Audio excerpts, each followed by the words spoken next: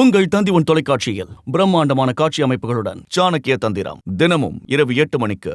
விஜய், அதிமுக, நாம் தமிழர், பாஜக என அனைத்து கட்சிகளும் ஒன்றாக சேர்ந்து நின்றாலும் 2026ஆம் ஆண்டு சட்டமன்ற தேர்தலில் திமுக ஆட்சியை பிடிக்கும் என அமைச்சர் தாமு அன்பரசன் தெரிவித்துள்ளார்.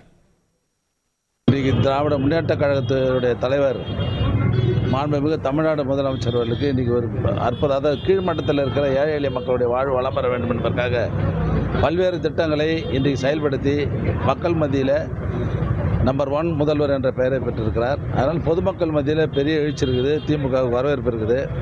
இப்போ போன தேர்தலில் கூட எங்கள் பகுதியெலாம் பார்த்திங்கன்னா அதிமுக, பிஜேபி, நாம் தமிழ் வாங்கின கட்சிகள்லாம் கூட நாங்கள் அதிகமாக ஓட்டு வாங்கியிருக்கிறோம். ஆக மொத்த பேரும் ஒரு பக்கமாக இருந்தால் கூட திமுக மிகப்பெரிய வெற்றி பெற்று 2006இல் மீண்டும் ஆட்சி பிடிப்பதில் சந்தேகமில்லை. உங்கள் தந்தி தொலைக்காட்சியில் பிரம்மாண்டமான காட்சி அமைப்புகளுடன் சாணக்கிய தந்திரம் தினமும் இரவு 8 மணிக்கு.